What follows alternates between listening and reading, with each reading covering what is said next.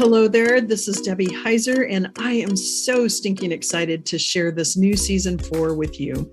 And I can't believe that this is already the 4th season of Lead Your Life with Debbie Heiser. And I just want to thank each of you who listen. And my hope is that the tools, the thoughts and experiences I share, as well as the work I've done to love myself, love others, and love the work I'm called to do, that also helps me lead a truly lit up life, will help you move into a more lit up life yourself. A few things to look for in this season. Super excited to share that we're going to be coming to you now every week with episodes jam-packed with information to serve you. Every other week, you'll hear from a guest who's leading a life that they love, and I'll be asking them to share their stories, how they got there, and any thoughts or advice that they can give you, our loyal listeners. We have new music too, and I'm so thrilled to introduce this song called Ride, sung and co-written by my friend, Miss Jackie Wilson. And she, along with her collaborators, Tyler Banks, David DJ Lee, and Chris Renee, are super talented and generous, as this song fits perfectly into the thought of stepping into your best life. To follow any or all of these talented folks, check out the show notes for their social handles. Thanks again for listening. Enjoy season 4 and do us a solid and leave us a rating and a comment to help us be able to share more with people across the globe. Now, let's get started with this episode. You're the only one who really can transform your mind. Hello, and welcome back to another episode of Lead Your Life with Debbie Heiser. I am super excited to bring my next guest on, Ms. Barb Perusse, and let me tell you why and how I know Barb. Barb and I became friends. I'm not even going to say I'll say what year it was, and you can do the math.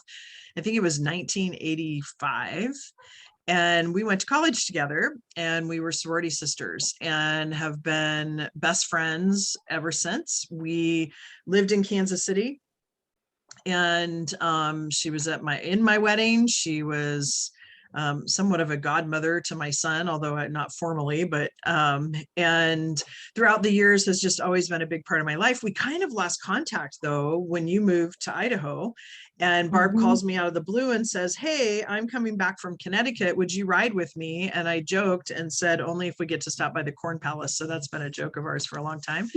And anyway, I'm excited to have her on. She is one of those people that just makes the world a better place. And so I am really excited to talk to her today and what has led her to leading her lit up life and what she's doing in this world. So Barb, do me a favor and introduce yourself professionally, what you do and how you show up in the world. Well, I'm a licensed clinical professional counselor. That's my title.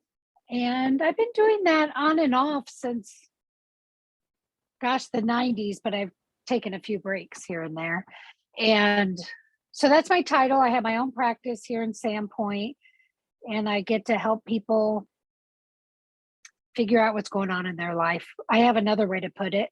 It's called Say it. I often thought about naming my business helping people pull their heads out of their, their bottoms. We'll say bottoms. Because we all sometimes need it. We just got to get out of our own way. So that's how I live my practice. Yeah. And Barb, thank you. Because one of the things that, I love a whole lot about you, but one of the things that I want to talk about on here is you have a way of life that you just live, and you have an acronym for that. And it's okay to cuss on this. So this acronym says so much about who you are. And can you tell us what the acronym is and how you came up with that? Like what prompted you, because you've been this way as long as I know you, but what prompted you to come up with that? Well, the acronym is SJGMW. Shit just goes my way. If little kids are around, I'll say stuff just goes my way. But it's just a way of life. And then a friend of mine once said, "If you choose it." And I thought, oh, that's a good tagline to add underneath. So Lindy had said, maybe if you choose it, because that's what it's about. It's about how do I look at life. And my car broke down once and got stranded in the middle of Washington.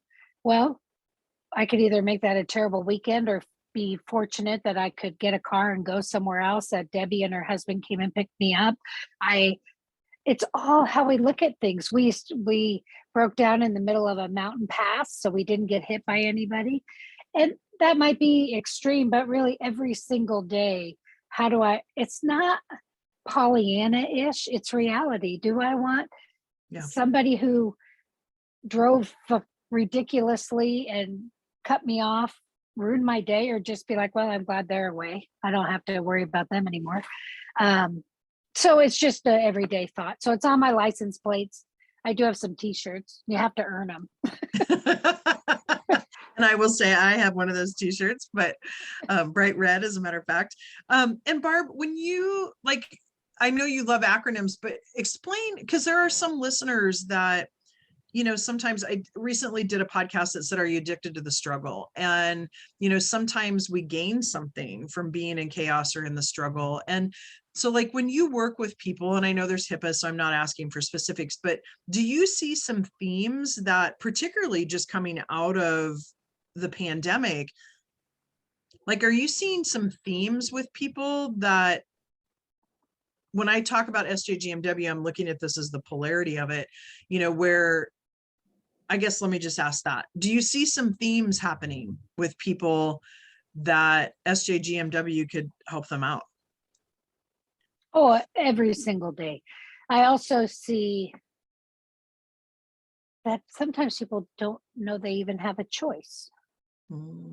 So once they realize, oh, I could look at this differently. But in our society, it's almost a badge of honor sometimes to be labeled. Yeah. And not to say being labeled, it can, if you are chemically off and need whatever you need, this isn't about medication, no medication. This is about figuring out what it is and embracing that so you can live your life. And if it means you're a diabetic, how do you take care of yourself? If you have a mental illness, how do you take care of yourself? Not labeling in a negative, judgmental way in order to get help. Yeah. And there's an addiction to crisis, to drama. And if you're raised in that, it's an internal, almost cortisol. If things are too smooth, we're going to create chaos because this is not comfortable. I got to do something. Yeah, and it's an addiction. Almost feels like a chemical imbalance inside because you're not used to things being calmer, is what I'm hearing you say. Yeah. And you could kind of relate it to an alcoholic. It's an addiction.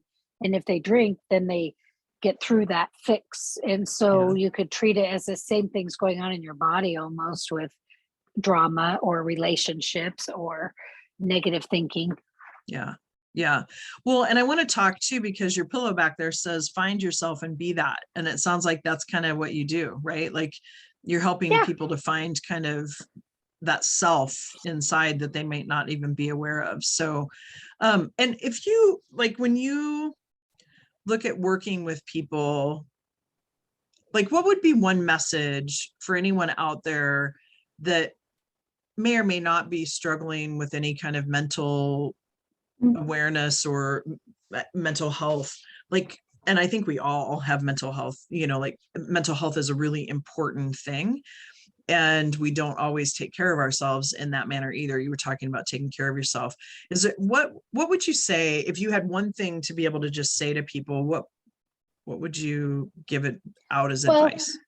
I think mental illness is one thing. Right. But most of us suffer from feeling like a victim, feeling poor me, or not knowing how to make a change in our life. So I think if you have any of those thoughts like, oh, I can't believe this is happening to me, or I don't know how to get out of it, those are things. And when people call and say, what kind of counseling do you do? My statement is I help people accept responsibility for where they are, because that's the only one we can change. And if they come in and point fingers, they can do that for a bit because we need to vent. But what good does it do? Yeah. Yeah, that's so true. Yeah. And the saying behind me is a huge one. I don't know. Yeah, we can see it. It says when the pain of staying the same becomes greater. Go ahead and put it back down because I can't read the rest of it now, but staying the same becomes greater than the pain It of says, change. and that's when change happens. So until someone's ready for that, and then hopefully they feel safe, counseling is so much about the relationship, and Yeah. when someone feels comfortable to really share. But Yeah. also balancing your life. I mean, they come in here and we're talking about all the hard stuff, but Mhm. there's a lot of great stuff going on, and finding what you like to do, and getting outside, finding your passions. Yeah. So, and Barb, talking about finding your passions, like you went through a period, like you said, you've taken a break, but you owned a cell phone company. You were an entrepreneur there. Then you got your EMT license. And I know part of that was the hope eventually to sail long term, and knowing that skill. And Mhm. now it just feels like you've kind of dropped into what feels really good for you in life. And I don't necessarily love to use the word work-life balance, but it feels like you have a harmony about what you do. And some of that took some time too with physical health and some of the things. But like when you look back over life, and you think back to when we were in college, let's say, what's one message that you used to have in your head that you wish you wouldn't have wasted time with? Not being good enough, not being worthy, for sure. Yeah. And what Mhm. were some things that you did to overcome that, other than win in Yahtzee a lot? I'm good at Yahtzee. Things like just probably getting some counseling, doing some interpersonal growth work, just really taking responsibility for my life like I teach. Yeah. I taught yoga a lot, so I took it on and got my 200-hour yoga training. And I incorporate so much of that mindfulness piece in my practice. And we love to sail. So now we get to sail most of the year. We're working that out, that we're able to sail. So I did take a break from some tough jobs like investigating child abuse in Kansas City. Then I did not care for the cell phone store, but it was a good way to get me to Idaho. And it lasted much longer than I thought it was going to last. And most of that was because I didn't feel worthy of getting my license in Idaho. And then when I did, it was so easy. And then ever since I've opened my doors, it's been SJGMW. I mean, I've been busy, and as busy as I want to be. My Yeah. practice is very content, and I feel lucky about that. Yeah. And Barbara, I love what you say too, because it feels like, and this is part of what I talk about, is that when you step into what you love to do, it just has a complete different energy about it. And Mhm. that's what I see happening with you too. And I want to kind of switch gears here just a little bit, because one of the things I've always admired about you is you're a risk taker. And I think back and how you took trips to India and you went down and learned to sail. Like, tell us about some of your adventures. What are some of the things that you did to kind of push the growth edge for yourself? Yeah, that probably was the beginning of real growth. It was Indonesia, Bali, and I went to a 17 or 18-day yoga training, and that was fabulous. And it's just confidence building to know you could Yeah. do it. And then I did go to, yeah, we could look all over and find sailing classes, basic sailing. But of course, I chose the Caribbean because that's me. Gotta have a So, beach. yeah. So just making life happen. I was never had my own kids, but that's another area where I'm blessed with two quasi girls in my life that I get to be whatever I get to be in their life. But that is a blessing that I never knew I'd have either. And that's been great. And you're kind of a semi quasi grandma too, right? G Barb, Jiba, isn't Jiba? That's right. Jiba, That's right. Jiba. That's Yeah, right. so that's pretty special. So as long as it keeps working out and they let me in their life, I'll keep showing up Yeah, for that's so awesome. sure. And Yeah.